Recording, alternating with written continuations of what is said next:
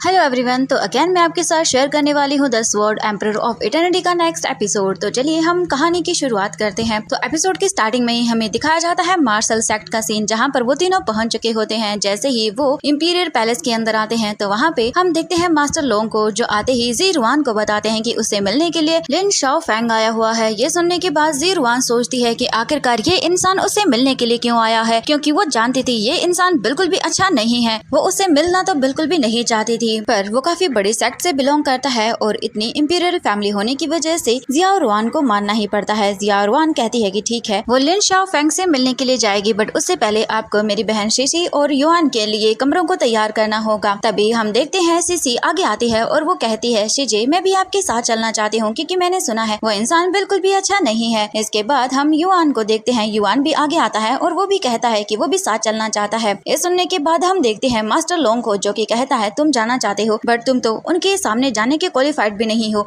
तुम तो उनकी जूती साफ करने के लायक भी नहीं हो और तुम उनसे मिलना चाहते हो, तुम नहीं जा सकते हो। बट वो फिर से जिद करता है कि उसे भी जाना है। ये सुनने के बाद जियाओ रुआन कहती है कि ठीक है, अगर तुम्हें चलना है तो तुम चल सकते हो, अगर तुम्हें अपनी बेइज्जती कराने का शौक है तो तुम शौक से मेरे साथ चलो, बट इसके बाद जो होगा तुम मुझे ब्लेम नहीं कर सकते हो। इस सुनने के बाद तो जियांग युआन भी खुश हो जाता है और उसी के साथ वो लोग गेस्ट रूम में एंटर करते हैं। और जैसे ही लिन शाओ फेंग जी रुआन को देखता है वो तो खुश हो जाता है और वो उसे देखकर बहुत ही बड़ी सी स्माइल करते हुए कहता है कि फाइनली तुम आ ही गई। इस सुनने के बाद जियाओ रुआन कहती है कि काम की बात करो, तुम यहाँ पर मुझसे क्या बात करना चाहते थे और तुम मुझसे मिलने के लिए क्यों आए हो। एंड हम दूसरी ओर देखते हैं लिन शाओ फेंग को, जो कि बिल्कुल पूरी तरह से अपने लस्टफुल आईज से ही जियाओ रुआन को देख रहा होता है। उसका कोई ध्यान नहीं था कि अभी जो जियाओ रुआन है वो क्या कह रही है, बट वो तो उसे अपने लस्टफुल आईज से घूरने में ही लगा हुआ था। और तभी वहाँ पर सीसी और युआन भी आ जाते हैं। उन दोनों को देखने के बाद लिन शाओ फेंग जानबूझकर वो जी रुआन से कहता है कि अगर तुम मुझसे शादी कर लो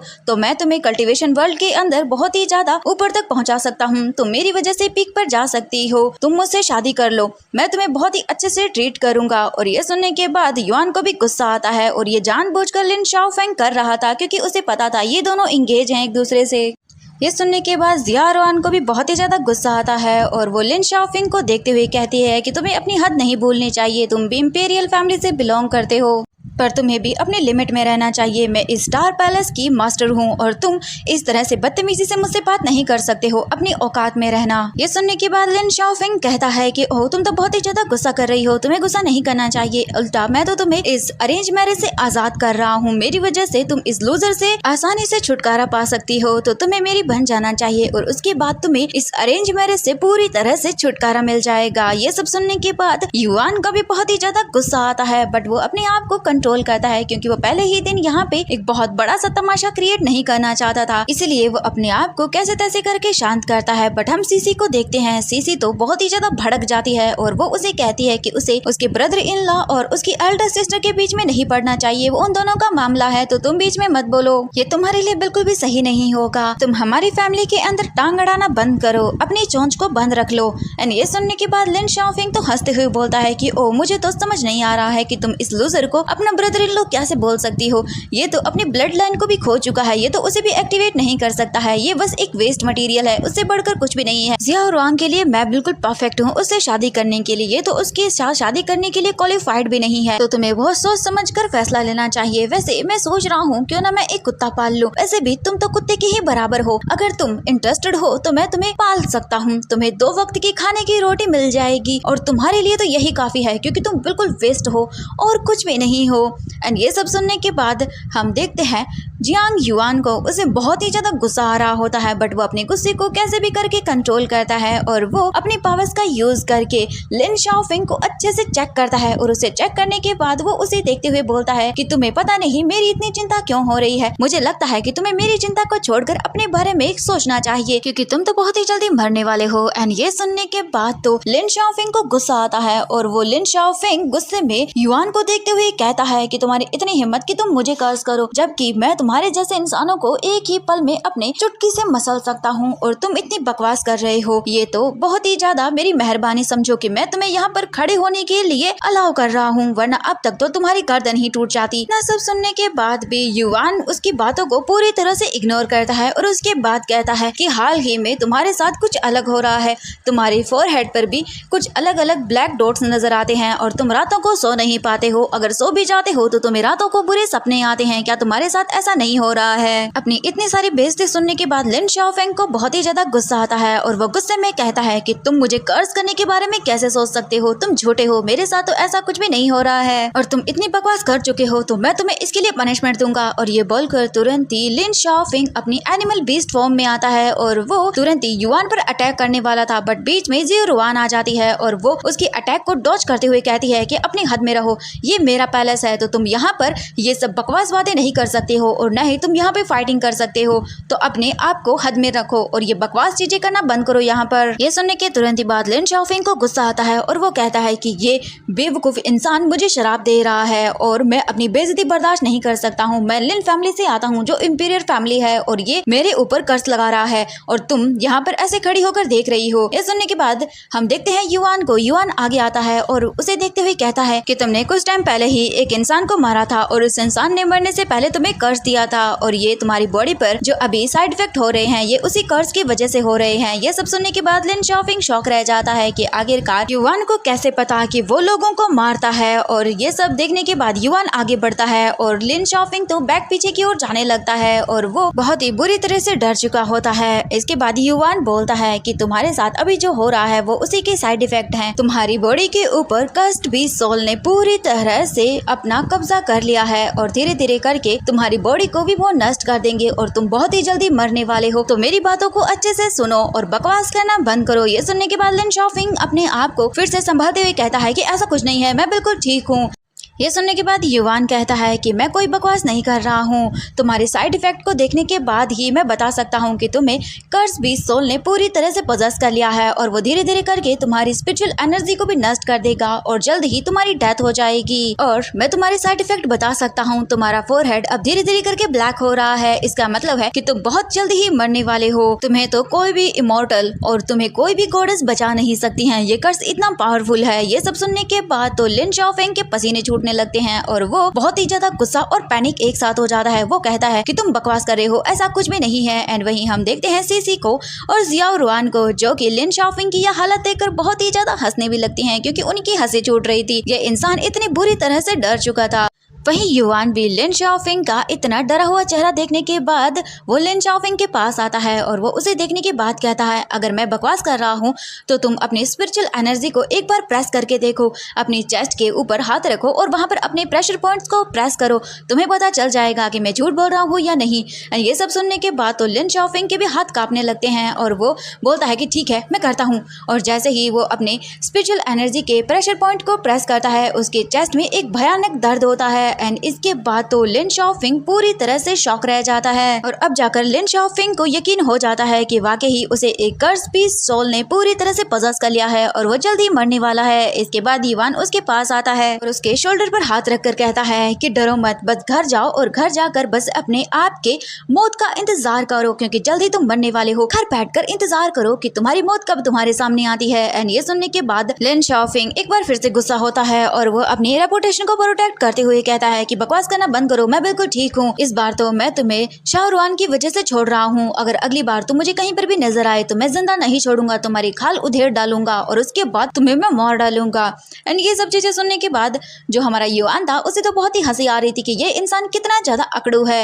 इतना सब होने के बाद भी अपनी अकड़ को नहीं छोड़ रहा है और अभी भी वो उसी पर इल्जाम लगा रहा है। बट युआन अच्छे से जानता था कि ये इंसान कुछ ही टाइम का मेहमान है, उसके बाद तो ये उस दुनिया को छोड़कर निकल जाएगा। इसलिए युआन ज्यादा बहस नहीं करता और वहीं लिन शाओफेंग गुस्सा होता है और वो अपनी रेपुटेशन का और कचरा होते हुए नहीं देख सकता था, इसीलिए वो अपनी और बेइज्जती न करा पाए इसके लिए चुपचाप अपने बंदों को लेके वहां से निकल जाता है। और उसके जाने के बाद हम सीसी को देखते हैं। सीसी अपने ब्रदर इन लॉ को देखते हुए कहती है कि ब्रदर इन लॉ, क्या ये सच में था? क्या लिन शाओफेंग को सच में किसी कर्स बीस्ट सोल ने पजेस कर लिया है? क्या वो जल्दी मर जाएगा? ये सुनने के बाद हम देखते हैं युवान को, जो कि कहता है कि मुझे पूरी तरह से नहीं पता है, बट काफी टाइम से अगर कोई इंसान बीमार हो तो धीरे धीरे करके उसका कॉम्प्लेक्स भी नष्ट हो जाता है और वो इंसान मर जाता है। देखो, मैंने बस अंदाजा लगाया है, तो मुझे पूरी तरह से नहीं पता है। पर असल बात तो ये थी कि जो युवान था वो असल में जानता था। उसने जो भी कहा वो बिल्कुल सच था, क्योंकि जो उसका डिवाइन लॉकेट है वो दूसरों की बीमारियों को पहचान सकता है, तो इसीलिए उसने जो भी कहा वो बिल्कुल सच था।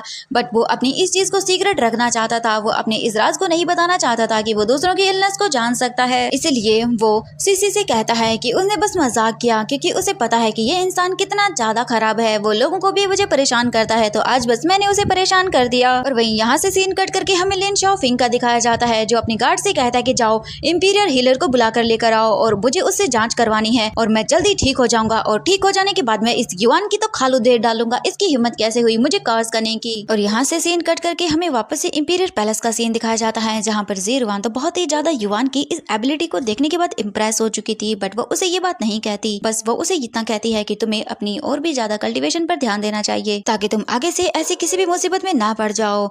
इसके बाद ज़ीरुआन वहाँ पर एल्डर लोंग को बुलाती है और उनसे कहती है कि वो यहाँ पर युवान को आउटर डिसाइपल बनाना चाहती है, तो उसकी प्रोसेस आगे की स्टार्ट कर दो। बट यहाँ पर युवान कहता है कि बिल्कुल भी नहीं, वो यहाँ का आउटर डिसाइपल नहीं बनेगा, वो इनर डिसाइपल बनना चाहता है, क्योंकि यहाँ पर आउटर डिसाइपल्स के लिए बिल्कुल भी फैसिलिटीज नहीं है और वो ऐसे बिल्कुल भी नहीं रह सकता।